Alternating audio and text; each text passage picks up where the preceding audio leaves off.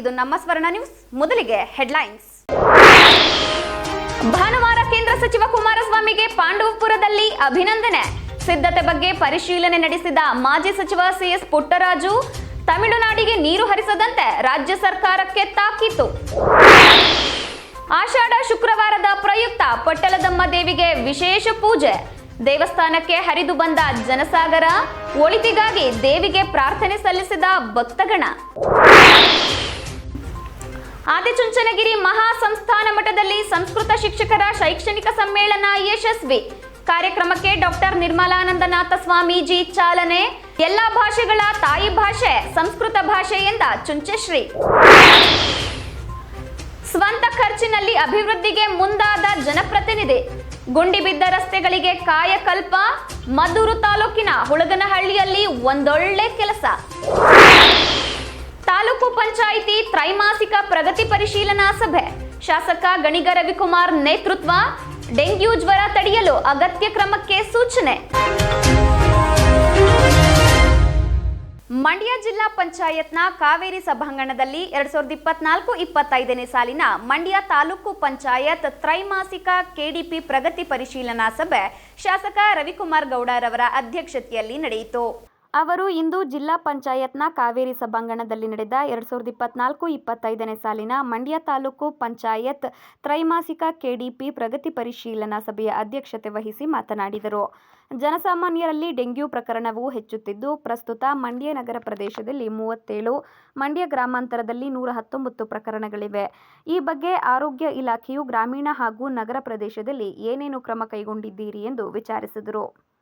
ಆಶಾ ಕಾರ್ಯಕರ್ತೆಯರಿಂದ ಪ್ರತಿ ಮನೆಗೆ ಭೇಟಿ ನೀಡಿ ಭಿತ್ತಿಪತ್ರಗಳನ್ನು ಹಂಚುವ ಮೂಲಕ ಡೆಂಗ್ಯೂ ಜ್ವರದ ಮುನ್ನೆಚ್ಚರಿಕಾ ಕ್ರಮಗಳ ಬಗ್ಗೆ ಕ್ರಮ ವಹಿಸಬೇಕು. ಈ ಹಿಂದೆ ಕೊರೋನಾ ಸಂದರ್ಭದಲ್ಲಿ ಹೇಗೆ ಶುಚಿತ್ವ ಕಾಪಾಡುತ್ತಿದ್ದರೋ ಅದೇ ರೀತಿಯಲ್ಲಿ ಎಲ್ಲ ಗ್ರಾಮದ ಚರಂಡಿಗಳನ್ನು ಸ್ವಚ್ಛಗೊಳಿಸಿ ನೀರು ನಿಲ್ಲದಂತೆ ಎಚ್ಚರ ವಹಿಸಿ ಎಂದರು. ರೈತರಿಗೆ ಬಿತ್ತನೆ ಬೀಜ ವಿತರಿಸುವಲ್ಲಿ ತೊಂದರೆಯಾಗಬಾರದು. ಜಿಲ್ಲೆಯಲ್ಲಿನ ರೈತರಿಗೆ ಬಿತ್ತನೆ ಬೀಜ ವಿತರಣೆ ಮಾಡುವಲ್ಲಿ ಯಾವುದೇ ತೊಂದರೆಯಾಗಬಾರದು.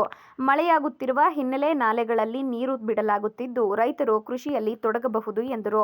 ಪ್ರಸ್ತುತ ಬಿತ್ತನೆ ಬೀಜದ ಸಂಗ್ರಹಣೆ ಎಷ್ಟಿದೆ ಎಂಬುದನ್ನು ವಿಚಾರಿಸಿದರು. ಜೊತೆಗೆ ರೈತರ ವಿಮೆ, ಬೆಳೆ ಪರಿಹಾರದ ಬಗ್ಗೆ ಕೃಷಿ ಇಲಾಖೆಯೊಂದಿಗೆ ಚರ್ಚಿಸಿದರು. 2024ನೇ ಸಾಲಿಗೆ ಸರ್ಕಾರಿ ಶಾಲೆಗಳಿಗೆ ಪ್ರವೇಶ ಪಡೆದಿರುವ ವಿದ್ಯಾರ್ಥಿಗಳಿಗೆ ಸರ್ಕಾರದ ವತಿಯಿಂದ ಶಾಲಾ ಸಮವಸ್ತ್ರ, ಪಠ್ಯ ಪುಸ್ತಕಗಳನ್ನು ನೀಡಲಾಗಿದೆ. ಜೊತೆಗೆ ಸರ್ಕಾರಿ ಶಾಲೆಯ ಮಕ್ಕಳಿಗೆ ಖುದ್ದು ತಾವೇ ಶಾಲಾ ಬ್ಯಾಗ್ ಅನ್ನು ನೀಡುವುದಾಗಿ ತಿಳಿಸಿದ ಅವರು, ಶಿಕ್ಷಕರು ಸರ್ಕಾರಿ ಶಾಲೆಗೆ ಇನ್ನೂ ಹೆಚ್ಚಿನ ಪ್ರವೇಶಾತಿ ಆಗುವಂತೆ ಪೋಷಕರ ಮನವೊಲಿಸಿ ಜೊತೆಗೆ ಗುಣಮಟ್ಟದ ಶಿಕ್ಷಣ ನೀಡಬೇಕು ಎಂದು ಶಿಕ್ಷಣ ಇಲಾಖೆಗೆ ತಿಳಿಸಿದರು. ಮಂಡ್ಯ ತಾಲೂಕಿನಲ್ಲಿ ದುರಸ್ತಿಪಡಿಸಬೇಕಿರುವ ಸರ್ಕಾರಿ ಶಾಲೆಗಳ ಬಗ್ಗೆ ವರದಿ ಸಲ್ಲಿಸಿ. ಬಾಡಿಗೆ ಕಟ್ಟಡದಲ್ಲಿ ಕಾರ್ಯನಿರ್ವಹಿಸುತ್ತಿರುವ ಅಂಗನವಾಡಿ ಕೇಂದ್ರಗಳಿಗೆ ಸರ್ಕಾರಿ ಜಾಗವನ್ನು ಹುಡುಕಿ ಅಂಗನವಾಡಿ ನಿರ್ಮಾಣಕ್ಕೆ ಕ್ರಮ ಕೈಗೊಳ್ಳಲಾಗುವುದು. ನಿವೇಶನ ಹಾಗೂ ವಸತಿ ನಿರ್ಮಾಣಕ್ಕೆ ಕ್ರಮ ಕೈಗೊಳ್ಳಲಾಗುವುದು ಎಂದರು. ಸಭೆಯಲ್ಲಿ ಜಿಲ್ಲಾ ಪಂಚಾಯತ್ನ ಉಪ ಕಾರ್ಯದರ್ಶಿ ಎಂಬಾಬು, ತಾಲೂಕು ಪಂಚಾಯತ್ನ ಇಒ ವೀಣಾ, ತಹಶೀಲ್ದಾರ್ ಶಿವಕುಮಾರ್ ಬಿರಾದರ್, ಡಿವೈಎಸ್ಪಿ ರಮೇಶ್ ಸೇರಿದಂತೆ ಇನ್ನಿತರೆ ತಾಲೂಕು ಮಟ್ಟದ ಅಧಿಕಾರಿಗಳು ಉಪಸ್ಥಿತರಿದ್ದರು.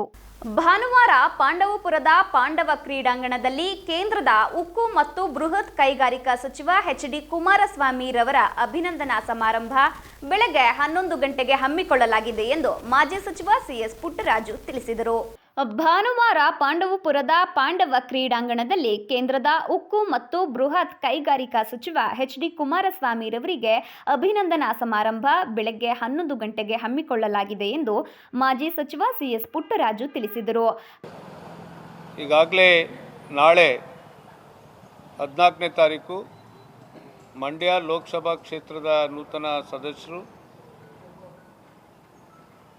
ಈ ದೇಶದ ಉಕ್ಕು ಮತ್ತು ಭಾರಿ ಕೈಗಾರಿಕಾ ಸಚಿವರಾದಂಥ ಕುಮಾರಣ್ಣವ್ರನ್ನ ನಮ್ಮ BJP ಮತ್ತು JDS ಪಕ್ಷದ ಎರಡು ಪಕ್ಷದ ಮುಖಂಡರುಗಳು ಸೇರಿ ಅವರೇ ಮೊದಲು ನಾನು ಎಲ್ಲ ವಿಧಾನಸಭಾ ಕ್ಷೇತ್ರವಾರು ಹೋಗಿ ಕೃತಜ್ಞತೆಯನ್ನು ಸಲ್ಲಿಸಬೇಕು ಅಂತಕ್ಕಂಥ ಅಭಿಪ್ರಾಯವನ್ನು ವ್ಯಕ್ತಪಡಿಸಿದಂಥ ಹಿನ್ನೆಲೆಯಲ್ಲಿ ಕೃತಜ್ಞತೆ ಸಲ್ಲಿಸೋದ್ರ ಜೊತೆಗೆ ನಮ್ಮ ಕ್ಷೇತ್ರದ ಎರಡು ಪಕ್ಷದ ಮುಖಂಡರು, ಕಾರ್ಯಕರ್ತರಿಂದ ಅವರಿಗೆ ಅಭಿನಂದನೆ ಸಲ್ಲಿಸಬೇಕು ಅಂತಕ್ಕಂಥ ಹಿನ್ನೆಲೆಯಲ್ಲಿ ಈ ಕಾರ್ಯಕ್ರಮವನ್ನು ಆಯೋಜನೆ ಮಾಡಿದ್ದೇವೆ. ಪಾಂಡವಪುರದಲ್ಲಿ ಸುದ್ದಿಗಾರರೊಂದಿಗೆ ಮಾತನಾಡಿದ ಅವರು, ನಮ್ಮ ಈ ಕಾರ್ಯಕ್ರಮಕ್ಕೆ ಕೆಲವರು ಗೊಂದಲ ಸೃಷ್ಟಿಸುವ ಸಂಚು ಮಾಡಿದ್ದಾರೆ. ಮದ್ಯ ಮಾಡಿ ಗೊಂದಲ ಸೃಷ್ಟಿಸಲು ಹುನ್ನಾರ ನಡೆಸುತ್ತಿದ್ದಾರೆ ಎಂದು ಆರೋಪಿಸಿದರು. ಕಾರ್ಯಕ್ರಮದಲ್ಲಿ ಜೆಡಿಎಸ್ ಮತ್ತು ಬಿಜೆಪಿಯ 50,000 ಮಂದಿ ಭಾಗವಹಿಸುವ ಸಾಧ್ಯತೆ ಇದ್ದು, ಭಾಗವಹಿಸುವ ಎಲ್ಲರಿಗೂ ಸಸ್ಯಾಹಾರಿ ಮತ್ತು ಮಾಂಸಾಹಾರಿ ಊಟದ ವ್ಯವಸ್ಥೆ ಮಾಡಲಾಗಿದೆ. ಆದ್ದರಿಂದ ಯಾವುದೇ ಅಹಿತಕರ ಘಟನೆಗಳು ನಡೆಯದಂತೆ ಜಿಲ್ಲಾಧಿಕಾರಿಗಳು ಮತ್ತು ಅಬಕಾರಿ ಇಲಾಖೆ ಅಧಿಕಾರಿಗಳು ಕ್ರಮ ವಹಿಸಬೇಕು ಎಂದು ಮನವಿ ಮಾಡಿದರು. ನಾಳೆ ಬಹಳ ಅಚ್ಚುಕಟ್ಟಾಗಿ ಕಾರ್ಯಕ್ರಮ ನಡೆಯುತ್ತೆ. ನಮ್ಮ ಎರಡು ಪಕ್ಷದ ಯುವ ಮುಖಂಡರಲ್ಲಿ ವಿನಂತಿ ಇಷ್ಟೇ, ಬಹುತೇಕ ನಮಗೆ ಇರ್ತಕ್ಕಂಥ ಮಾಹಿತಿ ಎಲ್ಲೋ ಒಂದು ಕಡೆ ಅತ್ಯುತ್ತಮವಾದಂಥ ನಡೆಯುವಂಥ ಒಂದು ಕಾರ್ಯಕ್ರಮಕ್ಕೆ ಒಂದು ವಿರೋಧ ವ್ಯಕ್ತಪಡಿಸ್ತಕ್ಕಂಥದ್ದು ಇದ್ದೇ ಇರ್ತಾರೆ. ಈ ನೆಲಮಂಗಲದಲ್ಲಿ ನಡೆದಂಥ ಒಂದು ಇನ್ಸಿಡೆಂಟ್ ಏನಿದೆ, ಅದೇ ರೀತಿ ಯಾರು ಬೇರೆ ಪಾರ್ಟಿಯವರೇ ನಾವು ಎಲ್ಲ ಒಂದು ಕಡೆ ಬಾಟ್ಲ್ ಹಂಚೋದು ಆ ಥರದ್ದು ಯಾರೋ ಗೊತ್ತಿಲ್ಲದವ್ರು ಮಾಡಿ ಸುಮ್ಮನೆ ನಮಗೆ ಕೆಟ್ಟ ಹೆಸರು ತರುವಂಥ ಒಂದು ಹುನ್ನಾರ ಇದೆ ಅಂತೇಳಿ ನಮಗೆ ಒಂದು ಮಾಹಿತಿ ಇದೆ. ಸಂಬಂಧಪಟ್ಟಂಥ ಈ ಜಿಲ್ಲಾಧಿಕಾರಿಗಳಿಗೆ ನಾನು ಆಗಲೇ ಬೆಳಗ್ಗೆ ಮನವಿ ಮಾಡಿದ್ದೇನೆ. ಎಕ್ಸೈಜ್ನವರು ಭಾಳ ಸ್ಟ್ರಿಕ್ಟಾಗಿ ನಮ್ಮ ಎರಡು ಪಕ್ಷದ ಮುಖಂಡರು ಕಾರ್ಯಕರ್ತರು ಭಾಳ ಶಿಸ್ತಿನ ಸಿಪಾಯಿಗಳು, ಯಾರ್ಯಾರು ಇಲ್ಲಿ ಒಂದು ಗೊಂದಲ ಮಾಡಬೇಕು ಅಂತಕ್ಕಂಥ ನಿರೀಕ್ಷೆ ಇಟ್ಕೊಂಡಿದ್ರೆ ಅವ್ರನ್ನ ಕಾನೂನುಬದ್ಧವಾಗಿ ಏನು ಕ್ರಮ ತಗೋಬೇಕು, ನೀವು ಸಂಬಂಧಪಟ್ಟಂತೆ ಎಕ್ಸೈಸ್ ಇಲಾಖೆಗೆ ಸೂಚನೆ ಕೊಡಬೇಕು ಅಂತಕ್ಕಂಥದ್ದು ವಿನಂತಿ ಮಾಡಿದ್ದೇವೆ. ಈ ಸಂದರ್ಭದಲ್ಲಿ ಮಾಜಿ ಶಾಸಕ ಅನ್ನದಾನಿ, ಜೆಡಿಎಸ್ ಜಿಲ್ಲಾಧ್ಯಕ್ಷ ಡಿ ರಮೇಶ್ ಉಪಸ್ಥಿತರಿದ್ದರು. ತಮಿಳುನಾಡಿಗೆ ರಾಜ್ಯ ಸರ್ಕಾರ ಯಾವುದೇ ಕಾರಣಕ್ಕೂ ನೀರು ಹರಿಸಬಾರದು ಎಂದು ಮಾಜಿ ಸಚಿವ ಸಿಎಸ್ ಪುಟ್ಟರಾಜು ಆಗ್ರಹಪಡಿಸಿದ್ದಾರೆ. ಭಾನುವಾರ ಕೇಂದ್ರ ಸಚಿವ ಎಚ್.ಡಿ. ಕುಮಾರಸ್ವಾಮಿರವರಿಗೆ ನಡೆಯಲಿರುವ ಅಭಿನಂದನಾ ಸಮಾರಂಭದ ಸಿದ್ಧತೆಯನ್ನ ಪರಿಶೀಲಿಸಿ ನಂತರ ಸುದ್ದಿಗಾರರೊಂದಿಗೆ ಮಾತನಾಡಿದರು. ರಾಜ್ಯ ಸರ್ಕಾರ ತಮಿಳುನಾಡಿಗೆ ನೀರು ಹರಿಸಬಾರದು, ಒಂದು ವೇಳೆ ನೀರು ಹರಿಸಲು ಮುಂದಾದರೆ ಜಿಲ್ಲೆಯ ರೈತರೊಂದಿಗೆ ಹೋರಾಟ ನಡೆಸುವುದಾಗಿ ಎಚ್ಚರಿಕೆ ನೀಡಿದರು. ಕುಮಾರಸ್ವಾಮಿರವರು ಮಧ್ಯಸ್ಥಿಕೆ ವಹಿಸಿ ಸಮಸ್ಯೆ ಬಗೆಹರಿಸುವಂತೆ ಕಾಂಗ್ರೆಸ್ ಮುಖಂಡರು ಒತ್ತಾಯಿಸಿರುವ ಬಗ್ಗೆ ಪ್ರತಿಕ್ರಿಯಿಸಿ, ಒಕ್ಕೂಟ ವ್ಯವಸ್ಥೆ ಹಾಗೂ ಕಾನೂನು ಚೌಕಟ್ಟಿನಲ್ಲಿ ಕುಮಾರಸ್ವಾಮಿರವರು ಸಮಸ್ಯೆಯನ್ನ ಬಗೆಹರಿಸುವ ವಿಶ್ವಾಸವಿದೆ ಎಂದರು. ಜಿಲ್ಲೆಯ ಜನರಿಗೆ ತೊಂದರೆ ಆಗದ ರೀತಿ ಕುಮಾರಣ್ಣರವರು ನಡೆದುಕೊಳ್ಳುತ್ತಾರೆ. ಆದರೆ ಇಲ್ಲಿಯವರೆಗೆ ನಂದೇ ಅಂತಿದ್ದವರು ಜಿಲ್ಲೆಯ ಜನ ತೀರ್ಪು ನೀಡಿದ ನಂತರ ಕದ್ದು ಓಡುತ್ತಿದ್ದಾರೆ ಎಂದು ಪರೋಕ್ಷವಾಗಿ ಕೃಷಿ ಮತ್ತು ಮಂಡ್ಯ ಜಿಲ್ಲಾ ಉಸ್ತುವಾರಿ ಸಚಿವ ಎನ್ ಚಲುವರಾಯಸ್ವಾಮಿರವರಿಗೆ ಟಾಂಗ್ ನೀಡಿದರು. ಹೌದೌದು, ಈಗ ಇಲ್ಲಿ ತನಕ ಎಲ್ಲ ನಂದೇ ಅಂತಿದ್ರು. ಈ ಜಿಲ್ಲೆ ಜನ ಯಾವಾಗ ನಿಮ್ಮ ಕೈಲಿ ಏನು ಆಯ್ಕಿಲ್ಲ ಅಂತ ಈಗ ತೀರ್ಪು ಕೊಟ್ಟವರು ಈಗ ಹಂಗೆ ಕದ್ದೋಡಾಡಕ್ಕೆ ನಿಂತವ್ರೆ. ಆದ್ದರಿಂದ ಯಾರು ಯಾವ ಹೊಣೆಯಿಂದೂ ತಪ್ಪಿಸ್ಕೊಳ್ಳಿಕ್ಕೆ ಸಾಧ್ಯ ಇಲ್ಲ. ಎಲ್ಲರೂ ಹೊಣೆ ಬರಬೇಕಾಗುತ್ತೆ, ಎಲ್ಲ ಜವಾಬ್ದಾರಿ ನಿರ್ವಹಿಸಬೇಕಾಗುತ್ತೆ. ಈ ಜಿಲ್ಲೆ ವಿಚಾರದಲ್ಲಿ ಅದಕ್ಕೆ ನಾವು ರೈತರ ಪರವಾಗಿ ನಾವು ಎಲ್ಲರನ್ನೂ ಎಚ್ಚರಿಸುವಂಥ ಕೆಲಸ ಮಾಡ್ತೀವಿ, ಅವ್ರ ಜೊತೆ ಇರ್ತೀವಿ. ಯಾವುದೇ ಕಾರಣಕ್ಕೂ ನೀರು ಬಿಡಕ್ಕೆ ಕೂಡುದು ಸರ್. ಎಲ್ಲಿದೆ? ಕಳೆದ 1-2 ವರ್ಷದಿಂದ ನನ್ನ ಜನ ಇವತ್ತು ಗದ್ದೆ ಅಂತ ಪತ್ತನೆ ಮಾಡೋಕ್ಕಾಗಲ್ಲ.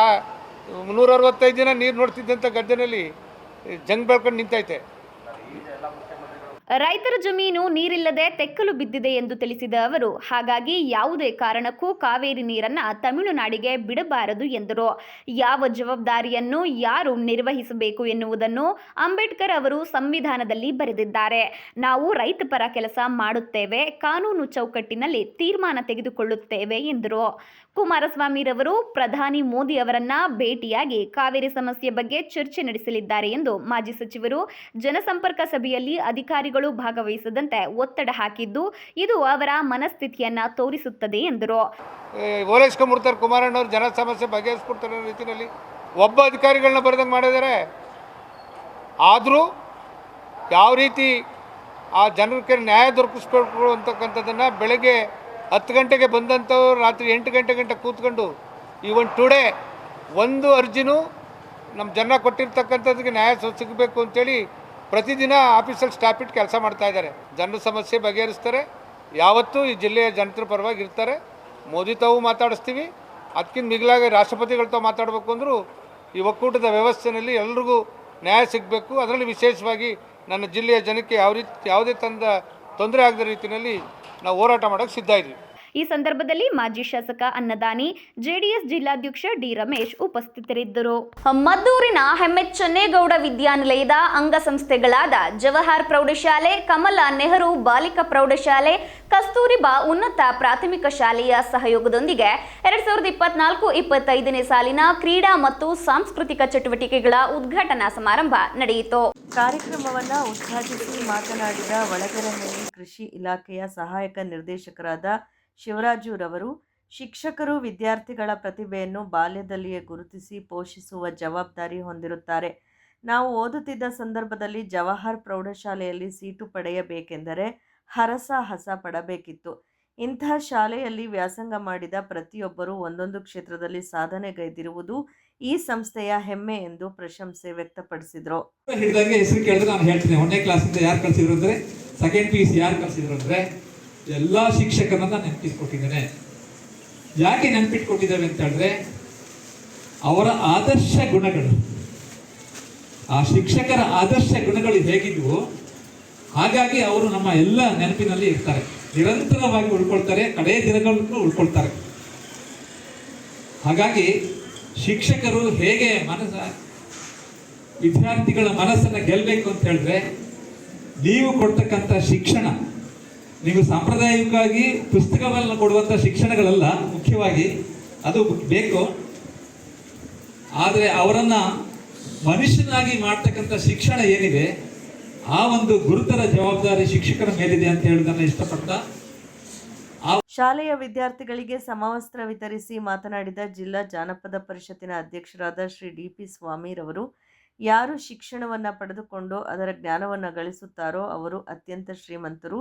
ಸಾಮಾನ್ಯ ಜನರು ಸಹ ಉನ್ನತ ಹುದ್ದೆಯನ್ನು ಏರಲು ಶಿಕ್ಷಣದಿಂದ ಮಾತ್ರ ಸಾಧ್ಯ ಎಂದು ಶಿಕ್ಷಣದ ಮಹತ್ವವನ್ನು ತಿಳಿಸಿದರು. ಯಾರು ಶಿಕ್ಷಣವನ್ನು ಪಡ್ಕೊಂಡು ಜ್ಞಾನವನ್ನು ಪಡ್ಕೊಂಡು ಜ್ಞಾನವಂತರಾಗಿರ್ತಾರೋ ಅವರು ಶ್ರೀಮಂತ. ಇವತ್ತು ನೆನಪಲ್ಲಿ ಇಟ್ಕೊಳ್ಳಿ, ನಿಮ್ಮ ಹಿಂದಿನ ಕಾಲದಲ್ಲಿ ಇದ್ದಂಥ ಜಮೀನು ಅಲ್ಲ, ವ್ಯಾಪಾರ ಮಾಡಿ ಸಂಗ್ರಹಿಸಿಟ್ಟಿರ್ತಕ್ಕಂಥ ಹಣನೂ ಅಲ್ಲ, ಅವೆಲ್ಲವನ್ನೂ ಹೋಗಿ ಇವತ್ತೇನಾಗಿದೆ, ಯಾರು ಶಿಕ್ಷಣವಂತರಾಗಿರ್ತಾರೆ, ವಿದ್ಯಾವಂತರಾಗಿ ಶಿಕ್ಷಣ ಪಡ್ಕೊಂಡು ಒಳ್ಳೆ ಜ್ಞಾನವನ್ನು ಗಳಿಸ್ಕೊಂಡಿರ್ತಾರೆ, ಅವರು ಇವತ್ತಿಗೆ ಶ್ರೀಮಂತ ಅನ್ನುವಂಥದ್ದು.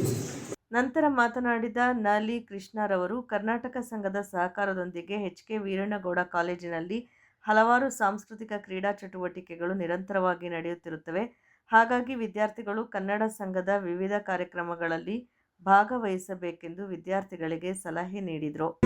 ನೀವು ಭಾಗವಹಿಸ್ತಾ ಸಮಾಜದಲ್ಲಿ ನೀವು ಮುಖ್ಯವಾಹಿನಿಗೆ ಬರಲಿಕ್ಕೆ ಬೇಕಾಗಿ ಅಕ್ಷರಾಭ್ಯಾಸ ಮತ್ತೆ ಸಾಂಪ್ರದಾಯಿಕ ಶಿಕ್ಷಣ ಎಷ್ಟು ಮುಖ್ಯವೋ ಕರ್ನಾಟಕ ಸಂಘದ ಈ ಚಟುವಟಿಕೆಗಳೇನಿದೆ, ಕ್ರೀಡೆ ಮತ್ತು ಸಾಂಸ್ಕೃತಿಕ ಚಟುವಟಿಕೆಗಳು ನಿಮ್ಮನ್ನ ಮತ್ತಷ್ಟು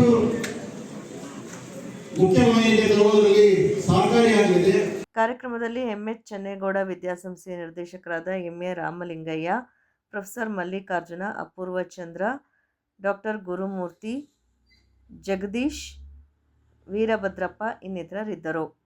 ಕಸ್ತೂರಿ ಸಿರಿಗನ್ನಡ ವೇದಿಕೆ ರಾಜ್ಯ ಘಟಕ ಹಾಗೂ ಸಾಹಿತ್ಯ ಲಯನ್ಸ್ ಸಂಸ್ಥೆ ಮಂಡ್ಯ ಇವರ ಆಶ್ರಯದಲ್ಲಿ ಮಂಡ್ಯದ ಪೊಲೀಸ್ ಕಾಲೋನಿಯಲ್ಲಿರುವ ಸರ್ಕಾರಿ ಹಿರಿಯ ಪ್ರಾಥಮಿಕ ಶಾಲೆಯಲ್ಲಿ ಉಚಿತ ದಂತ ಚಿಕಿತ್ಸಾ ತಪಾಸಣಾ ಶಿಬಿರ ಯಶಸ್ವಿಯಾಗಿ ನಡೆಯಿತು. ಕಸ್ತೂರಿ ಸಿರಿಗನ್ನಡ ವೇದಿಕೆ ರಾಜ್ಯ ಘಟಕ ಹಾಗೂ ಸಾಹಿತ್ಯ ಲಯನ್ಸ್ ಸಂಸ್ಥೆ ಮಂಡ್ಯ ಇವರ ಆಶ್ರಯದಲ್ಲಿ ಮಂಡ್ಯದ ಪೊಲೀಸ್ ಕಾಲೋನಿಯಲ್ಲಿರುವ ಸರ್ಕಾರಿ ಹಿರಿಯ ಪ್ರಾಥಮಿಕ ಶಾಲೆಯಲ್ಲಿ ಉಚಿತ ದಂತ ಚಿಕಿತ್ಸಾ ತಪಾಸಣಾ ಶಿಬಿರ ಯಶಸ್ವಿಯಾಗಿ ನಡೆಯಿತು. ಗಿಡಕ್ಕೆ ನೀರೆರೆಯುವ ಮೂಲಕ ಗಣ್ಯರು ಕಾರ್ಯಕ್ರಮವನ್ನು ಉದ್ಘಾಟಿಸಿದರು. ನಂತರ ಅರವಿಂದ್ ಬೇಕ್ ಪಾಯಿಂಟ್ ಮಾಲೀಕ HR ಅರವಿಂದ್ ಮಾತನಾಡಿ, ಪ್ರಸ್ತುತ ಶಿಕ್ಷಣ ಮತ್ತು ವೈದ್ಯಕೀಯ ಕ್ಷೇತ್ರ ಪಡಂಭೂತಗಳಾಗಿ ಕಾಡುತ್ತಿದೆ ಎಂದು ತಿಳಿಸಿದರು. ಚಾಮುಂಡೇಶ್ವರಿ ನಗರದಲ್ಲಿ 70 ಡೆಂಗ್ಯೂ ಪ್ರಕರಣಗಳು ಪತ್ತೆಯಾಗಿದ್ದು, ಹಾಗಾಗಿ ಎಲ್ಲರೂ ಎಚ್ಚರಿಕೆಯಿಂದ ಇರಬೇಕು. ಮನೆಯ ಸುತ್ತಮುತ್ತ ನೀರು ನಿಲ್ಲುವುದನ್ನು ತಡೆಯಬೇಕು, ಸ್ವಚ್ಛತೆ ಕಾಪಾಡಿಕೊಳ್ಳಬೇಕು ಎಂದರು. ಹಾಗಾಗಿ ಎಲ್ಲರೂ ಎಚ್ಚರಿಕೆಯಿಂದ ಇರಬೇಕು. ಮನೆಯ ಸುತ್ತಮುತ್ತ ನೀರು ನಿಲ್ಲುವುದನ್ನು ತಡೆಯಬೇಕು, ಸ್ವಚ್ಛತೆ ಕಾಪಾಡಿಕೊಳ್ಳಬೇಕು ಎಂದರು. ಹಾಗಾಗಿ ಮನೆಯ ಸುತ್ತಮುತ್ತ ನೀರು ನಿಲ್ಲುವುದನ್ನು ತಡೆಯಬೇಕು, ಸ್ವಚ್ಛತೆ ಕಾಪಾಡಿಕೊಳ್ಳಬೇಕು ಎಂದರು. ಆಶ್ರಯ ಹೆಲ್ತ್ ಸೆಂಟರ್ ವೈದ್ಯರಾದ ಡಾಕ್ಟರ್ ಕೆಎಲ್ ಸುಕನ್ಯಾ ನಾಗರಾಜು ಮಾತನಾಡಿ 6 ತಿಂಗಳಿನಿಂದ 2.5 ವರ್ಷದ ಮಕ್ಕಳಿನ ಹಲ್ಲುಗಳನ್ನು ಹಾಲು ಹಲ್ಲು ಎನ್ನುತ್ತಾರೆ. 6 ವರ್ಷದಿಂದ 13 ವರ್ಷಗಳ ಹಲ್ಲನ್ನು ಶಾಶ್ವತ ಹಲ್ಲುಗಳು ಎಂದು ಹೇಳುತ್ತಾರೆ ಎಂದರು. ಬೀಡಿ, ಸಿಗರೇಟ್, ತಂಬಾಕು ಸೇವನೆಯಿಂದ ಹಲ್ಲಿನಲ್ಲಿ ಪಾಚಿ ಉಂಟಾಗುತ್ತದೆ. ಇದರಿಂದ ದಂತಕ್ಷಯ ಬರುತ್ತದೆ. ಆದ್ದರಿಂದ ವಿದ್ಯಾರ್ಥಿಗಳು ಹಲ್ಲಿನ ಸ್ವಚ್ಛತೆ ಕಾಪಾಡಿಕೊಳ್ಳಬೇಕು ಎಂದರು. ಇದರಿಂದ ದಂತಕ್ಷಯ ಬರುತ್ತದೆ. ಆದ್ದರಿಂದ ವಿದ್ಯಾರ್ಥಿಗಳು ಹಲ್ಲಿನ ಸ್ವಚ್ಛತೆ ಕಾಪಾಡಿಕೊಳ್ಳಬೇಕು ಎಂದರು. ಲಯನ್ಸ್ ಪಾಚಿ ಉಂಟಾಗುತ್ತದೆ. ಇದರಿಂದ ದಂತಕ್ಷಯ ಬರುತ್ತದೆ. ಆದ್ದರಿಂದ ವಿದ್ಯಾರ್ಥಿಗಳು ಹಲ್ಲಿನ ಸ್ವಚ್ಛತೆ ಕಾಪಾಡಿಕೊಳ್ಳಬೇಕು ಎಂದರು. ಲಯನ್ಸ್ ಪಾಚಿ ಉಂಟಾಗುತ್ತದೆ. ಇದರಿಂದ ದಂತಕ್ಷಯ ಬರುತ್ತದೆ. ಆದ್ದರಿಂದ ಲಯನ್ ಸಂಸ್ಥೆ ಅಧ್ಯಕ್ಷರಾದ ಸಿಜೆ ಸುಜಾತ ಕೃಷ್ಣ ಮಾತನಾಡಿ, ಪ್ರಸ್ತುತ ಎಲ್ಲವೂ ಕಮರ್ಷಿಯಲ್ ಆಗಿರುವ ಸಂದರ್ಭದಲ್ಲಿ ಉಚಿತ ಆರೋಗ್ಯ ಸೇವೆ ನೀಡುತ್ತಿರುವುದು ಶ್ಲಾಘನೀಯ ಎಂದರು. ಉತ್ತಮವಾದ ಆಭರಣ ಏನು ಅಂತ ಹೇಳಿದ್ರೆ ಏನಂತ ಹೇಳ್ಬೋದು? ಯಾವುದು ನಮಗೆ ಮುಖ್ಯವಾದ ಒಡವೆ ಯಾವುದು? ಮನುಷ್ಯನಿಗೆ ಮಕ್ಕಳೇ ಹೇಳಬೇಕು. ಒಡವೆ ಯಾವುದು ನಮಗೆ? ನಮ್ಮ ಮುಖದಲ್ಲಿ ನಗು. ನಕ್ರೆ ನೋಡಿ ಎಷ್ಟು ಚೆನ್ನಾಗಿ ಕಾಣಿಸ್ತೀರಿ. ನಗ್ರಿ ನೋಡಿ, ಎಲ್ಲರೂ ನಗ್ತಾ ಇದ್ದೀರಿ, ಎಷ್ಟು ಚೆನ್ನಾಗಿ ಕಾಣಿಸ್ತೀರ. ನಗು ಅಲ್ವಾ? ನಗಬೇಕು ಅಂತಂದರೆ ನೀವು ಹಲ್ಗಳು ಚೆನ್ನಾಗಿರಬೇಕು. ಹಲ್ಗಳು ಚೆನ್ನಾಗಿರಬೇಕು ಅಂದರೆ ಆರೋಗ್ಯ ಚೆನ್ನಾಗಿರಬೇಕು. ಡಾಕ್ಟ್ರು ಹೇಳ್ದಾಗೆ ಈಗ 2 ಸಲ ಬ್ರಷ್ ಮಾಡಬೇಕು ಮತ್ತು ಪ್ರತಿ ಆಹಾರ ತಿಂದಾಗ ಬಾಯಿ ಮುಕ್ಕಿಸ್ಬೇಕು ಅಂತ ನಮಗೆಲ್ಲ ಯಾರು ಹೇಳ್ಕೊಡ್ಲಿಲ್ಲ ಅವಾಗ. ಇದೇ ಸಂದರ್ಭದಲ್ಲಿ ನಾಗಮಂಗಲದ ಕುಮಾರ, ಲಕ್ಷ್ಮಣ, ಜಿಎಚ್ ಪ್ರಕಾಶ್, ಪಾಂಡವಪುರದ ಕಾಂತರಾಜು, ಮಂಡ್ಯದ ವಿಶ್ವಕರ್ಮ ಸಮುದಾಯದ ಮುಖಂಡ ಸೋಮಾಚಾರ ಅವರಿಗೆ ಕಸ್ತೂರಿ ಕಲಾ ಪ್ರಶಸ್ತಿ ಪ್ರದಾನ ಮಾಡಲಾಯಿತು. ಕಾರ್ಯಕ್ರಮದಲ್ಲಿ ಕಸ್ತೂರಿ ಸಿರಿಗನ್ನಡ ವೇದಿಕೆ ರಾಜ್ಯಾಧ್ಯಕ್ಷರಾದ ಪೋತೇರ ಮಹದೇವು, ಪೊಲೀಸ್ ಕಾಲೋನಿ ಸರ್ಕಾರಿ ಹಿರಿಯ ಪ್ರಾಥಮಿಕ ಶಾಲೆಯ ಮುಖ್ಯ ಶಿಕ್ಷಕಿ ಬಿಎಸ್ ಜಯಲಕ್ಷ್ಮಮ್ಮ, ಸಹ ಶಿಕ್ಷಕ ಕೆಎಸ್ ಸುರೇಶ್, ಮಂಜುಳಾ ರಮೇಶ್, ಚಿಕ್ಕ ಚೆಲುವಯ್ಯ ಸೇರಿದಂತೆ ಇತರರಿದ್ದರು. ಮಂಡ್ಯ ತಾಲೂಕು ಹೊಳಲು ಗ್ರಾಮದ ಶ್ರೀ ಪಟ್ಟಲದಮ್ಮ ದೇವಿ ಹಾಗೂ ಶ್ರೀ ಚಿತ್ತಾನಾಳಮ್ಮ ದೇವಿ ದೇವಸ್ಥಾನದಲ್ಲಿ ಪ್ರಥಮ ಆಷಾಢ ಶುಕ್ರವಾರದ ಪ್ರಯುಕ್ತ ಬೆಳಗ್ಗೆಯಿಂದಲೇ ದೇವರಿಗೆ ವಿಶೇಷವಾಗಿ ಹೂವಿನ ಅಲಂಕಾರ, ಅಭಿಷೇಕ, ಕುಂಕುಮಾರ್ಚನೆ ನೆರವೇರಿಸಿ ವಿಶೇಷ ಪೂಜೆ ಸಲ್ಲಿಸಲಾಯಿತು. ಮಂಡ್ಯ ತಾಲೂಕಿನ ಹೊಳಲು ಗ್ರಾಮದ ಶ್ರೀ ಪಟ್ಟಲದಮ್ಮ ದೇವಿ ಹಾಗೂ ಶ್ರೀ ಚಿತ್ತಾನಾಳಮ್ಮ ದೇವಿ ದೇವಸ್ಥಾನದಲ್ಲಿ ಪ್ರಥಮ ಆಷಾಢ ಶುಕ್ರವಾರದ ಪ್ರಯುಕ್ತ ವಿವಿಧ ಪೂಜಾ ಕೈಂಕರ್ಯಗಳು ಜರುಗಿದವು. ಮುಂಜಾನೆಯಿಂದಲೇ ದೇವರಿಗೆ ವಿಶೇಷವಾಗಿ ಹೂವಿನ ಅಲಂಕಾರ, ಅಭಿಷೇಕ, ಕುಂಕುಮಾರ್ಚನೆ ನೆರವೇರಿಸಿ ಪೂಜೆ ಮಾಡಲಾಯಿತು. ದೇವಾಲಯಕ್ಕೆ ಆಗಮಿಸಿದ ಭಕ್ತಾದಿಗಳಿಗೆ ಪ್ರಸಾದಿಯ ವಿನಿಯೋಗ ಮಾಡಲಾಯಿತು. ಈ ಸಂದರ್ಭದಲ್ಲಿ ದೇವಸ್ಥಾನದ ವ್ಯವಸ್ಥಾಪಕರು, ದೇವಸ್ಥಾನದ ಪದಾಧಿಕಾರಿಗಳು ಹಾಗೂ ದೇವಸ್ಥಾನದ ಪ್ರಧಾನ ಅರ್ಚಕರಾದ ಕೃಷ್ಣಕಾಂತ್, ನರಸಿಂಹಮೂರ್ತಿ, ಶ್ರೀಧರ್, ರಾಜೀವ್, ಪವನ್ ಸೇರಿದಂತೆ ನೂರಾರು ಭಕ್ತರು ಪಾಲ್ಗೊಂಡಿದ್ದರು. ಮಳವಳ್ಳಿಯಲ್ಲಿ 7ನೇ ವೇತನ ಆಯೋಗದ ವರದಿಯನ್ನ ಶೀಘ್ರದಲ್ಲೇ ಜಾರಿಗೊಳಿಸುವುದರ ಜೊತೆಗೆ ಹಳೆ ಪಿಂಚಣಿ ಯೋಜನೆಯನ್ನ ಜಾರಿಗೊಳಿಸುವಂತೆ ಒತ್ತಾಯಿಸಿ ಸರ್ಕಾರಿ ನೌಕರರು, ಕ್ಷೇತ್ರದ ಶಾಸಕರು ಹಾಗೂ ತಹಶೀಲ್ದಾರ್ರವರ ಮೂಲಕ ಸರ್ಕಾರಕ್ಕೆ ಮನವಿ ಸಲ್ಲಿಸಿದರು. ಸರ್ಕಾರಿ ನೌಕರರ ಸಂಘದ ತಾಲೂಕು ಅಧ್ಯಕ್ಷ ಎಚ್ ಮಲ್ಲಿಕಾರ್ಜುನಯ್ಯ ನೇತೃತ್ವದಲ್ಲಿ ಮೊದಲು ಶಾಸಕ ಪಿಎಂ ನರೇಂದ್ರ ಸ್ವಾಮಿ ಅವರನ್ನ ಭೇಟಿ ಮಾಡಿದ ನೌಕರರ ಸಂಘದ ಪದಾಧಿಕಾರಿಗಳು ಮನವಿ ಸಲ್ಲಿಸಿದರು. ಈ ವೇಳೆ ಮಾತನಾಡಿದ ಅಧ್ಯಕ್ಷ ಎಚ್ ಮಲ್ಲಿಕಾರ್ಜುನಯ್ಯ ಅವರು ಈಗಾಗಲೇ ಅಂಗೀಕರಿಸಲಾಗಿರುವ 7ನೇ ವೇತನ ಆಯೋಗದ ವರದಿಯನ್ನ ಕೂಡಲೇ ಜಾರಿಗೊಳಿಸುವಂತೆ ನೌಕರರ ಪರವಾಗಿ ಸರ್ಕಾರವನ್ನ ಒತ್ತಾಯಿಸಬೇಕೆಂದು ಮನವಿ ಮಾಡಿದರು. ಅಲ್ಲದೆ ಹೊಸ ಪಿಂಚಣಿ ಯೋಜನೆಯಿಂದ ನೌಕರರ ಜೀವನ ನಿರ್ವಹಣೆ ಕಷ್ಟ ಸಾಧ್ಯವಾಗಿದ್ದು ಇದನ್ನು ರದ್ದುಗೊಳಿಸಿ ಹಳೆ ಪಿಂಚಣಿ ಯೋಜನೆಯನ್ನು ಜಾರಿಗೆ ತರಬೇಕು. ಜೊತೆಗೆ ಎಲ್ಲ ನೌಕರರಿಗೆ ಉಚಿತ ಚಿಕಿತ್ಸೆ ನೀಡುವ ಆರೋಗ್ಯ ಸಂಜೀವಿನಿಯನ್ನ ಜಾರಿಗೊಳಿಸುವಂತೆ ಸರ್ಕಾರಕ್ಕೆ ಶಿಫಾರಸು ಮಾಡುವಂತೆ ಶಾಸಕರಲ್ಲಿ ಮನವಿ ಮಾಡಿದ್ರು. ಮನವಿ ಸ್ವೀಕರಿಸಿದ ಶಾಸಕ ನರೇಂದ್ರ ಸ್ವಾಮಿ 7ನೇ ವೇತನ ಆಯೋಗದ ವರದಿ ಜಾರಿಗೆ ಸರ್ಕಾರ ಸಿದ್ಧತೆ ನಡೆಸಿದ್ದು ಉಳಿದ ಬೇಡಿಕೆಗಳ ಈಡೇರಿಕೆಗೂ ಸರ್ಕಾರವನ್ನು ಒತ್ತಾಯಿಸುವುದಾಗಿ ಭರವಸೆ ನೀಡಿದರು. ಪ್ರಮುಖವಾದಂಥ 3 ಬೇಡಿಕೆಗಳು 7ನೇ ವೇತನ ಆಯೋಗ ಜಾರಿ, ಜೊತೆಗೆ NPS ರದ್ದುಪಡಿಸಿ OPS ಜಾರಿಗೊಳಿಸತಕ್ಕಂಥದ್ದು, ಜೊತೆಗೆ ಕರ್ನಾಟಕ ಆರೋಗ್ಯ ಸಂಜೀವಿನಿ ಯೋಜನೆಯನ್ನು ಜಾರಿಗೆ ತರಬೇಕು ಅಂತ ಹೇಳಿ ನಮ್ಮ ಗೌರವಾನ್ವಿತ ಶಾಸಕರು ಮುಂದಿನ ಅಧಿವೇಶನದಲ್ಲಿ ಮುಖ್ಯಮಂತ್ರಿಗಳ ಗಮನವನ್ನು ಸೆಳೆದು ನಮ್ಮೆಲ್ಲ ನೌಕರರ ಕಷ್ಟ ಸುಖಕ್ಕೆ ಭಾಗಿಯಾಗಬೇಕು, ಮನವರಿಕೆ ಮಾಡಿ ನಮಗೆ 7ನೇ ವೇತನ ಆಯೋಗ, NPS ರದ್ದತಿ ಜೊತೆಗೆ ಆರೋಗ್ಯ ಸಂಜೀವಿನಿ ಯೋಜನೆಯನ್ನು ತಕ್ಷಣದಲ್ಲಿ ಜಾರಿ ಮಾಡಿಸಬೇಕು ಅಂತ ಎಲ್ಲ ಮಳವಳ್ಳಿ ತಾಲೂಕಿನ ಅಧಿಕಾರಿಗಳು ಮತ್ತು ಸರ್ಕಾರಿ ನೌಕರರ ಪರವಾಗಿ ಈ ಮನವಿಯನ್ನು ಸಲ್ಲಿಸ್ತಾ ಅವರಲ್ಲಿ ಮನವಿ ಮಾಡ್ಕೊಳ್ತಾ ನಮ್ಮ ಬೇಡಿಕೆಯನ್ನು ಈಡೇರಿಸಿಕೊಡ್ಬೇಕು ಅಂತ ಕೇಳ್ಕೊಳ್ತಾ ಇದ್ದೀವಿ. ನಂತರ ತಾಲೂಕು ಕಚೇರಿಗೆ ತೆರಳಿದ ನೌಕರರ ಸಂಘದ ಪದಾಧಿಕಾರಿಗಳು ತಮ್ಮ ಬೇಡಿಕೆಗಳ ಈಡೇರಿಕೆಗೆ ಆಗ್ರಹಿಸಿ ತಹಶೀಲ್ದಾರ್ ಲೋಕೇಶ್ ಅವರ ಮೂಲಕ ಸರ್ಕಾರಕ್ಕೆ ಮನವಿ ಸಲ್ಲಿಸಿದರು.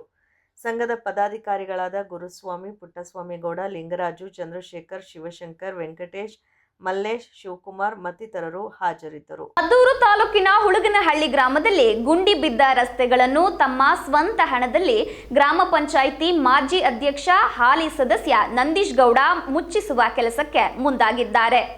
ಮದ್ದೂರು ತಾಲೂಕಿನ ಹುಳುಗನಹಳ್ಳಿ ಗ್ರಾಮದಲ್ಲಿ ಗುಂಡಿ ಬಿದ್ದ ರಸ್ತೆಗಳನ್ನು ತಮ್ಮ ಸ್ವಂತ ಹಣದಲ್ಲಿ ಗ್ರಾಮ ಪಂಚಾಯಿತಿ ಮಾಜಿ ಅಧ್ಯಕ್ಷ ಹಾಲಿ ಸದಸ್ಯ ನಂದೀಶ್ ಗೌಡ ಮುಚ್ಚಿಸುವ ಕೆಲಸಕ್ಕೆ ಮುಂದಾಗಿದ್ದಾರೆ. ಹುಳುಗನಹಳ್ಳಿ ಗ್ರಾಮದಿಂದ ಕದಲಿಪುರಕ್ಕೆ ಹೋಗುವ ರಸ್ತೆ ಸಂಪೂರ್ಣ ರಸ್ತೆ ಗುಂಡಿ ಬಿದ್ದಿದ್ದು, ಗ್ರಾಮ ಪಂಚಾಯಿತಿಯಲ್ಲಿ ರಸ್ತೆ ಗುಂಡಿ ಮುಚ್ಚಿಸಲು ಅನುದಾನವಿಲ್ಲದ ಹಿನ್ನೆಲೆ ಗ್ರಾಮದ ಹಿರಿಯ ಮುಖಂಡರ ಮನವಿ ಮೇರೆಗೆ ಸುಮಾರು 1.5 ಲಕ್ಷ ವೆಚ್ಚದಲ್ಲಿ ಗುಂಡಿ ಮುಚ್ಚಿಸುವ ಕೆಲಸಕ್ಕೆ ಸ್ವತಃ ಗ್ರಾಮ ಪಂಚಾಯಿತಿ ಸದಸ್ಯ ನಂದೀಶ್ ಗೌಡ ಮುಂದೆ ನಿಂತು ತಮ್ಮ ಸ್ವಂತ ಹಣದಲ್ಲಿ ಕಾರ್ಯಪ್ರವೃತ್ತರಾಗಿದ್ದಾರೆ.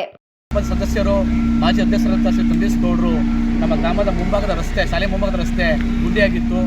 ನಾವು ಶಾಲೆ ಬರೋಕ್ಕೆ ನಮಗೂ ಕೂಡ ತೊಂದರೆ ಇತ್ತು, ಸಾರ್ವಜನಿಕರಿಗೂ ತೊಂದರೆ ಇತ್ತು, ಮಕ್ಕಳಿಗೂ ತೊಂದರೆ ಇತ್ತು. ಆ ಒಂದು ಗುಂಡಿಗಳನ್ನು ಸ್ವಂತ ಹಣದಿಂದ JCB ತಗೊಂಡ್ಬಂದು ಜಲ್ಲಿ ಹಾಕಿ ಮೆಟ್ಲಿಂಗ್ ಮಾಡಿ ಮುಚ್ಚಿ ಮತ್ತು ಸರಾಗ ರಸ್ತೆ ಓಡಾಡಕ್ಕೆ ಮಾಡ್ತಾವ್ರೆ. ಇಂಥ ಒಳ್ಳೆ ಕಾರ್ಯ ಮಾಡ್ತಾರೆ ನಂದೀಶ್ ಗೌಡರಿಗೆ ಗ್ರಾಮದ ಪರವಾಗಿ, ಶಾಲೆಯ ಪರವಾಗಿ, ಮಕ್ಕಳ ಪರವಾಗಿ ನಾನು ಧನ್ಯವಾದ ಅರ್ಪಿಸುತ್ತೇನೆ. ಈ ವೇಳೆ ಗ್ರಾಮ ಪಂಚಾಯಿತಿ ಸದಸ್ಯ ನಂದೀಶ್ ಗೌಡ ಮಾತನಾಡಿ, ಗುಂಡಿ ಬಿದ್ದ ರಸ್ತೆಗೆ ಜಲ್ಲಿ ಮಣ್ಣು ಹಾಕಿಸುವ ಮೂಲಕ ಗ್ರಾಮದ ಹಿತದೃಷ್ಟಿಯಿಂದ ನನ್ನ ಸ್ವಂತ ಹಣದಲ್ಲಿ ಗ್ರಾಮದ ಹಿರಿಯರ ಮನವಿ ಮೇರೆಗೆ ಅಭಿವೃದ್ಧಿ ಕಾಮಗಾರಿಗೆ ಮುಂದಾಗಿದ್ದು, ಮುಂದಿನ ದಿನಗಳಲ್ಲಿ ಸ್ಥಳೀಯ ಶಾಸಕರ ನೆರವಿನಿಂದ ರಸ್ತೆ ಡಾಂಬರೀಕರಣ ಮಾಡಲು ಶಾಸಕರ ಬಳಿ ಮನವಿ ಮಾಡುತ್ತೇವೆ ಎಂದರು. ಮುಖ್ಯ ರಸ್ತೆ, ಕದಲಿಪುರ ಹೋಗುವಂಥ ರಸ್ತೆ, ಇದು ಸುಮಾರು ವರ್ಷಗಳಿಂದ ಗುಂಡಿ ಬಿದ್ದಿತ್ತು. ಅದರಲ್ಲೂ ಮಳೆ ಬಿದ್ದ ಕಾರಣ ಓಡಾಡುವಂಥ ಮಕ್ಕಳಿಗಾಗಲಿ ಹಿರಿಯರಿಗಾಗಲಿ ತುಂಬ ತೊಂದರೆ ಆಗ್ತಾಯಿತ್ತು. ಆ ಉದ್ದೇಶದಿಂದ ಪಂಚಾಯತಿಯಿಂದ ಕೂಡ ಯಾವುದೇ ಅನುದಾನ ಇರಲಿಲ್ಲ ಮತ್ತು ಶಾಸಕರ ಗಮನಕ್ಕೆ ತಂದಿರಲಿಲ್ಲ. ಮುಂದಕ್ಕೆ ತಗೊಬರ್ತೀವಿ. ಹಾಗಾಗಿ ಈ ವೆಚ್ಚನ ನಾನು ವೈಯಕ್ತಿಕವಾಗಿ ನಾನೇ ಭರಿಸ್ತಾ ಇದ್ದೀನಿ. ಗ್ರಾಮಸ್ಥರ ಯಜಮಾನಗಳ ಒತ್ತಾಯದ ಮೇರೆಗೆ ಹಾಗೂ ಊರಿನ ಯುವಕರ ಒತ್ತಾಯದ ಮೇರೆಗೆ ಈ ವೆಚ್ಚನ ನಾನೇ ಭರಿಸ್ತಾ ಇದ್ದೀನಿ. ಸುಮಾರು ಎಷ್ಟು? ಜಲ್ಲಿ ಮೆಟ್ಲಿಂಗ್ ಮಾಡಿಸ್ತಾ ಇದ್ದೀನಿ. ಸುಮಾರು ಎಷ್ಟು ವೆಚ್ಚ ಎಷ್ಟು ಸರ್? 1.5 ಲಕ್ಷ ರೂಪಾಯಿ. ಹಾಗೆ ಯಮನಹಳ್ಳಿಯಿಂದ ಹುಳುಗನಹಳ್ಳಿಗೆ ಬರುವಂಥ ರಸ್ತೆ, ಅದನ್ನು ಕೂಡ ಗುಂಡಿಗಳ ಮುಚ್ಚುವಂಥ ಒಂದು ಕಾರ್ಯಕ್ರಮನ ಕೂಡ ಇಟ್ಕೊಂಡಿದ್ದೀವಿ. ನಾಗಮಂಗಲದ ಶ್ರೀ ಕ್ಷೇತ್ರ ಆದಿಚುಂಚನಗಿರಿ ಮಹಾಸಂಸ್ಥಾನ ಮಠ ಆವರಣದ ಶ್ರೀ ಆದಿಶಕ್ತಿ ಭವನದಲ್ಲಿ ಕರ್ನಾಟಕ ರಾಜ್ಯ ಸಂಸ್ಕೃತ ಪಾಠಶಾಲಾ ಶಿಕ್ಷಕರ ಸಂಘದ ವತಿಯಿಂದ ರಾಜ್ಯ ಮಟ್ಟದ ಸಂಸ್ಕೃತ ಪಾಠಶಾಲಾ ಶಿಕ್ಷಕರ ಶೈಕ್ಷಣಿಕ ಸಮ್ಮೇಳನ ಮತ್ತು ವಾರ್ಷಿಕ ಮಹಾ ಅಧಿವೇಶನ ನಡೆಯಿತು. ಕಾರ್ಯಕ್ರಮದಲ್ಲಿ ಶ್ರೀಮಠದ ಸಂಸ್ಕೃತ ವಿದ್ಯಾರ್ಥಿಗಳಿಂದ ವೇದಘೋಷ ಪ್ರಾರ್ಥನೆ ನಡೆಸಲಾಯಿತು. ಆದಿಚುಂಚನಗಿರಿ ಮಠಾಧೀಶರಾದ ಶ್ರೀ ಡಾಕ್ಟರ್ ನಿರ್ಮಲಾನಂದನಾಥ ಸ್ವಾಮೀಜಿಯವರು ಗಣ್ಯರೊಂದಿಗೆ ವೇದಿಕೆ ಕಾರ್ಯಕ್ರಮ ಉದ್ಘಾಟನೆ ಮಾಡಿದರು.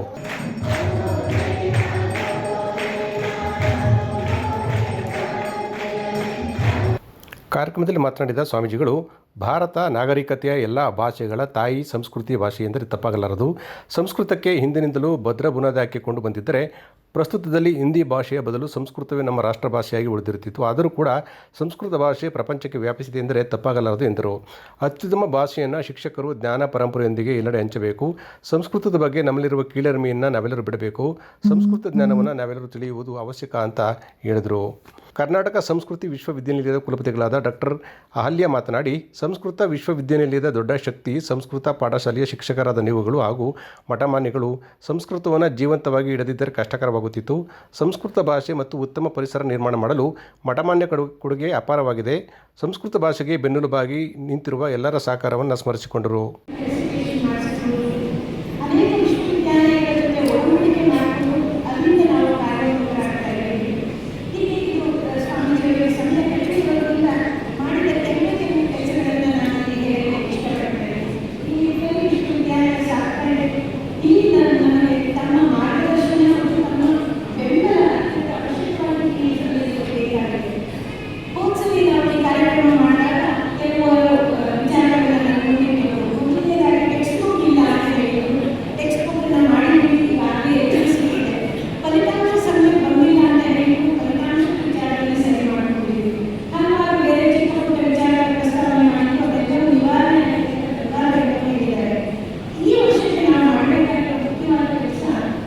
ವೇದಿಕೆಯಲ್ಲಿ ಕರ್ನಾಟಕ ಸಂಸ್ಕೃತ ವಿಶ್ವವಿದ್ಯಾನಿಲಯದ ವಿಶ್ರಾಂತ ಕುಲಪತಿಗಳಾದ ಪ್ರೊಫೆಸರ್ ಮಲ್ಲೇಪುರ ಜಿ ವೆಂಕಟೇಶ್ ಅವರನ್ನು ಸನ್ಮಾನಿಸಲಾಯಿತು.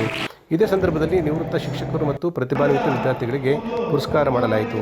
ವೇದಿಕೆಯಲ್ಲಿ ಶ್ರೀ ಪ್ರಸನ್ನನಾಥ ಸ್ವಾಮೀಜಿ, ಗಿರೀಶ್ ಚಂದ್ರ, ಪ್ರೊಫೆಸರ್ ಶ್ರೀ ಪಾಲಯ್ಯ, ಗೋಖಲೆ, ಗಂಗಾಧರಯ್ಯ, ಪರಮಶಿವಯ್ಯ, ರಾಜಣ್ಣ, ಜಗದೀಶ್ ಸೇರಿದಂತೆ ಅನೇಕರಿದ್ದರು.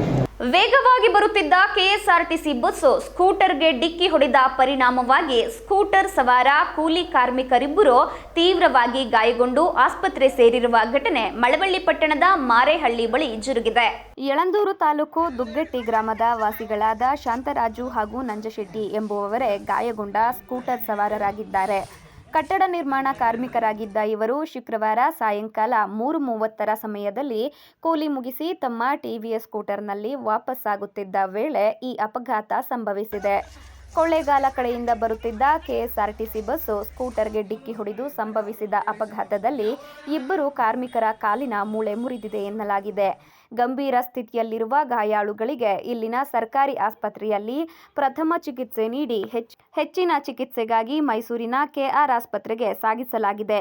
ಗ್ರಾಮಾಂತರ ಠಾಣೆ ಪೊಲೀಸರು ಪ್ರಕರಣ ದಾಖಲಿಸಿಕೊಂಡು ಮುಂದಿನ ಕ್ರಮ ಕೈಗೊಂಡಿದ್ದಾರೆ. ಕಾಂಗ್ರೆಸ್ ಸರ್ಕಾರದ ಮೂಢ ಹಗರಣ ವಿರುದ್ಧ ರಾಜ್ಯ ಬಿಜೆಪಿ ಪಕ್ಷದ ವತಿಯಿಂದ ಮೈಸೂರಿನಲ್ಲಿ ಹಮ್ಮಿಕೊಂಡಿದ್ದ ಬೃಹತ್ ಪ್ರತಿಭಟನೆಗೆ ನಾಗಮಂಗಲ ಬಿಜೆಪಿ ಅಧ್ಯಕ್ಷ ಸೋಮಶೇಖರ್ ಅವರ ನೇತೃತ್ವದಲ್ಲಿ 20ಕ್ಕೂ ಹೆಚ್ಚು ವಾಹನಗಳಲ್ಲಿ ಹೊರಟಿದ್ದ ಬಿಜೆಪಿ ಕಾರ್ಯಕರ್ತರನ್ನ ಶುಕ್ರವಾರ ನಾಗಮಂಗಲ ಪಟ್ಟಣದ ಪೊಲೀಸ್ ಇನ್ಸ್ಪೆಕ್ಟರ್ ಅಶೋಕ್ ಕುಮಾರ್ ಬಂಧಿಸಿ ನಂತರ ಬಿಡುಗಡೆ ಮಾಡಿದರು. ನಾಗಮಂಗಲ ಬಿಜೆಪಿ ಘಟಕದ ಅಧ್ಯಕ್ಷರಾದ ಸೋಮಶೇಖರ್ ಮಾತನಾಡಿ, ಕಾಂಗ್ರೆಸ್ ಸರ್ಕಾರ ಹಿಟ್ಲರ್ ರೀತಿ ಆಡಳಿತ ಮಾಡುತ್ತಿದೆ. ಭ್ರಷ್ಟ ಸರ್ಕಾರದಿಂದ ಹೋರಾಟಗಾರರನ್ನು ಹತ್ತಿಕ್ಕುವ ಕೆಲಸವನ್ನು ಪೊಲೀಸರ ಮೂಲಕ ಮಾಡಿಸುತ್ತಿದ್ದಾರೆ. ಮೂಢ ಹಗರಣ ಸರ್ಕಾರವು ತಲೆ ತಗ್ಗಿಸುವ ಕೆಲಸವನ್ನು ಮಾಡುತ್ತಿದೆ. ಸರ್ಕಾರದ ನಡೆಯನ್ನು ಖಂಡಿಸುತ್ತೇವೆ ಅಂತ ಹೇಳಿದರು. ಇಡೀ ರಾಜ್ಯಾದ್ಯಂತ ಸುದ್ದಿಯಾದಂಥ ಒಂದು ಮೂಢ ಹಗರಣ ಕುರಿತು ನಮ್ಮ ರಾಜ್ಯಾಧ್ಯಕ್ಷರ ನೇತೃತ್ವದಲ್ಲಿ ಒಂದು ಪ್ರತಿಭಟನೆ ಹಮ್ಮಿಕೊಂಡಿದ್ವಿ. ಈ ಒಂದು ಪ್ರತಿಭಟನೆಗೆ ನಮ್ಮ ಕ್ಷೇತ್ರದಿಂದಲೂ ಕೂಡ, ನಾಗಮಂಗಲ ವಿಧಾನಸಭಾ ಕ್ಷೇತ್ರದಿಂದಲೂ ಕೂಡ 200 ಸಂಖ್ಯೆ ಮೇಲೆ ಕಾರ್ಯಕರ್ತರು ಹೊರಟಿದ್ವಿ. ಆದರೆ ಈಗಿನ ಸರ್ಕಾರ ನಮ್ಮನ್ನು ಇಲ್ಲಿ ತಡೆಯುವಂಥ ಪ್ರಯತ್ನ ಮಾಡಿದೆ. ಒಬ್ಬ ವ್ಯಕ್ತಿಯ ಮೂಲಭೂತ ಹಕ್ಕನ್ನು ಕಸಿದುಕೊಳ್ಳುವಂಥದ್ದು ಒಂದು ಹಿಟ್ಲರ್ ಸರ್ಕಾರ. ಯಾವುದೇ ಈ ಸರ್ಕಾರದ ಮೇಲೆ ಭರವಸೆನ ಕಾಣ್ತಾ ಇಲ್ಲ. ಸಾರ್ವಜನಿಕರ ಮೇಲೆ ಹಲ್ಲೆ ಮಾಡುವಂಥದ್ದು, ಒತ್ತಡ ಹಾಕುವಂಥದ್ದು, ಪೊಲೀಸರ ಮೂಲಕ ನಮ್ಮನ್ನು ಬಂಧಿಸ್ತಾ ಇದ್ದಾರೆ. ಈ ಒಂದು ಸರ್ಕಾರವನ್ನು ನಾವು ಖಂಡಿಸ್ತೀವಿ ಅಂತ ಮೂಲಕ ಮನವಿ ಮಾಡ್ಕೋತೀವಿ. ಬಂಧಿಸಿದ ಕಾರ್ಯಕರ್ತರನ್ನ ಪೊಲೀಸರು ಷರತ್ತಿನ ಮೇಲೆ ಬಿಡುಗಡೆ ಮಾಡಿದರು. ಮಂಡ್ಯ ಜಿಲ್ಲಾ ಕುರುಬರ ಸಂಘದ ಅಧ್ಯಕ್ಷರು ಕಾಂಗ್ರೆಸ್ ಮುಖಂಡರೂ ಆದ ಸುರೇಶ್ ರವರಿಗೆ ಸರ್ಕಾರದ ಯಾವುದಾದರೂ ನಿಗಮ ಮಂಡಳಿ ಅಧ್ಯಕ್ಷ ಸ್ಥಾನ ಕೊಡಿಸುವಂತೆ ಒತ್ತಾಯಿಸಿ ಜಿಲ್ಲೆಯ 100 ಮಂದಿ ಕುರುಬರ ಸಂಘದ ಪದಾಧಿಕಾರಿಗಳು, ಕುರುಬ ಸಮಾಜ ಹಾಗೂ ಕಾಂಗ್ರೆಸ್ ಪಕ್ಷದ ಮುಖಂಡರು ಮಳವಳ್ಳಿಯಲ್ಲಿ ಶಾಸಕ ಪಿಎಂ ನರೇಂದ್ರ ಸ್ವಾಮಿ ರವರನ್ನ ಭೇಟಿ ಮಾಡಿ ಮನವಿ ಸಲ್ಲಿಸಿದರು. ಮಂಡ್ಯ ಜಿಲ್ಲಾ ಕುರುಬರ ಸಂಘದ ಅಧ್ಯಕ್ಷರು ಕಾಂಗ್ರೆಸ್ ಮುಖಂಡರೂ ಆದ ಸುರೇಶ್ ರವರಿಗೆ ಸರ್ಕಾರದ ಯಾವುದಾದರೂ ನಿಗಮ ಮಂಡಳಿ ಅಧ್ಯಕ್ಷ ಸ್ಥಾನ ಕೊಡಿಸುವಂತೆ ಒತ್ತಾಯಿಸಿ ಜಿಲ್ಲೆಯ 100 ಮಂದಿ ಕುರುಬರ ಸಂಘದ ಪದಾಧಿಕಾರಿಗಳು, ಕುರುಬ ಸಮಾಜ ಹಾಗೂ ಕಾಂಗ್ರೆಸ್ ಪಕ್ಷದ ಮುಖಂಡರು ಶಾಸಕ ಪಿಎಂ ನರೇಂದ್ರ ಸ್ವಾಮಿ ರವರನ್ನ ಭೇಟಿ ಮಾಡಿ ಮನವಿ ಸಲ್ಲಿಸಿದರು. ಜಿಲ್ಲಾ ಹಾಗೂ ಎಲ್ಲ ತಾಲೂಕುಗಳಿಂದ ಆಗಮಿಸಿದ್ದ ಕುರುಬರ ಸಂಘದ ಪದಾಧಿಕಾರಿಗಳು ಹಾಗೂ ಸಮಾಜದ ಮುಖಂಡರು ಶುಕ್ರವಾರ ಮಳವಳ್ಳಿ ಪಟ್ಟಣದ ತಾಲೂಕು ಪಂಚಾಯಿತಿ ಕಚೇರಿ ಆವರಣದಲ್ಲಿರುವ ಶಾಸಕರ ಕಚೇರಿಗೆ ಆಗಮಿಸಿ ಈ ಮನವಿ ಸಲ್ಲಿಸಿದರು. ಜಿಲ್ಲಾ ಕುರುಬರ ಸಂಘದ ಅಧ್ಯಕ್ಷರಾದ ಮೇಲೆ ಸುರೇಶ್ ರವರು ಜಿಲ್ಲೆಯಲ್ಲಿ ನಿಷ್ಕ್ರಿಯಗೊಂಡಿದ್ದ ತಾಲೂಕು ಸಂಘಗಳನ್ನು ಪುನಶ್ಚೇತನಗೊಳಿಸಿ ಎಲ್ಲ ತಾಲೂಕುಗಳಲ್ಲಿ ಸಂಘ ಸಕ್ರಿಯಗೊಳ್ಳುವಂತೆ ಮಾಡಿ ಆ ಮೂಲಕ ಸಮಾಜವನ್ನು ಸಂಘಟಿಸುವಲ್ಲಿ ಯಶಸ್ವಿಯಾಗಿದ್ದಾರೆ ಎಂದು ಹೇಳಿದರು. ಅಲ್ಲದೆ ಕಳೆದ ವಿಧಾನಸಭೆ ಹಾಗೂ ಲೋಕಸಭಾ ಚುನಾವಣೆಯಲ್ಲಿ ತಮ್ಮ ಸಂಘಟನಾ ಶಕ್ತಿ ಬಳಸಿಕೊಂಡು ಮಳವಳ್ಳಿ ಸೇರಿದಂತೆ ಎಲ್ಲ ಕ್ಷೇತ್ರಗಳಲ್ಲೂ ಕಾಂಗ್ರೆಸ್ ಪಕ್ಷದ ಅಭ್ಯರ್ಥಿಗಳ ಗೆಲುವಿಗೆ ಶ್ರಮಿಸಿರುವ ಸುರೇಶ್ ರವರು ಆ ಮೂಲಕ ಮುಖ್ಯಮಂತ್ರಿ ಸಿದ್ದರಾಮಯ್ಯರವರ ಕೈ ಬಲಪಡಿಸುವಲ್ಲಿ ಪ್ರಮುಖ ಪಾತ್ರ ವಹಿಸಿರುವ ಇವರಿಗೆ ಸರ್ಕಾರದ ಯಾವುದಾದರೂ ನಿಗಮ ಮಂಡಳಿ ಅಧ್ಯಕ್ಷ ಸ್ಥಾನ ನೀಡುವಂತೆ ಮುಖ್ಯಮಂತ್ರಿಗಳಿಗೆ ಶಿಫಾರಸು ಮಾಡುವಂತೆ ಮನವಿ ಮಾಡಿದರು. ಮನವಿ ಸ್ವೀಕರಿಸಿ ಮಾತನಾಡಿದ ಶಾಸಕ ನರೇಂದ್ರ ಸ್ವಾಮಿ, ಸುರೇಶ್ ರವರಿಗೆ ನಿಗಮ ಮಂಡಳಿಯಲ್ಲಿ ಅವಕಾಶ ನೀಡಬೇಕೆಂಬುದು ಮುಖ್ಯಮಂತ್ರಿಗಳ ಮನಸ್ಸಿನಲ್ಲಿದ್ದು, ಇಷ್ಟರಲ್ಲೇ ಅವರಿಗೆ ನಿಗಮ ಮಂಡಳಿ ಅಧ್ಯಕ್ಷ ಸ್ಥಾನ ದೊರಕಲಿದ್ದು, ಈ ವಿಚಾರದಲ್ಲಿ ಮತ್ತೊಮ್ಮೆ ಮುಖ್ಯಮಂತ್ರಿಗಳಿಗೆ ಮನವಿ ಮಾಡುತ್ತೇನೆ ಎಂದು ಭರವಸೆ ನೀಡಿದರು.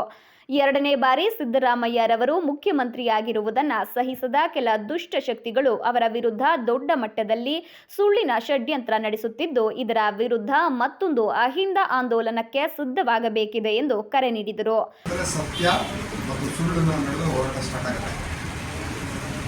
ದಬ್ಬಾಳಿಕೆ ನಡುವೆ ಸತ್ಯನ ತುಳಿದುಕೊಳ್ಳುವಂಥ ದಿನ ಸಾಕಷ್ಟು ಬೆಂಗಳೂರು ಗೋಜಿಗಳು ನಾವು ಇದೆಲ್ಲ ನೋಡ್ತೀವಿ.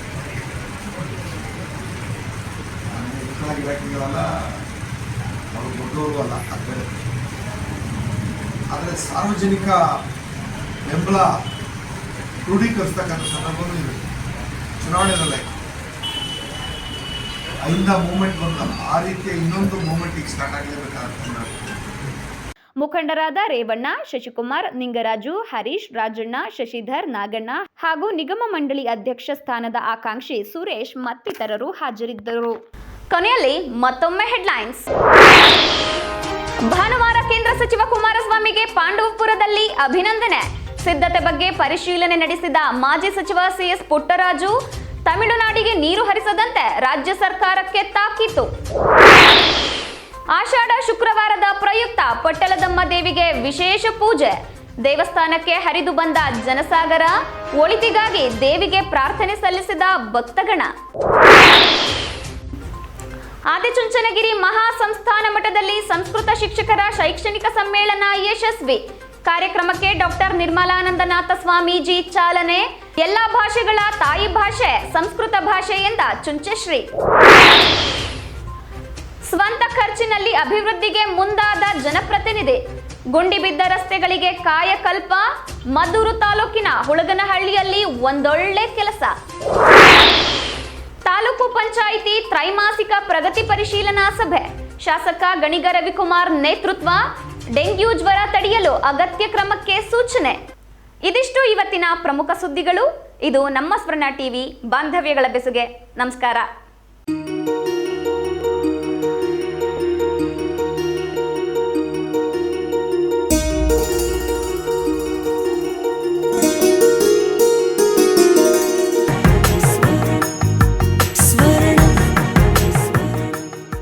ಸ್ವರ್ಣ, ಇದು ಬಾಂಧವ್ಯಗಳ ಬೆಸುಗೆ.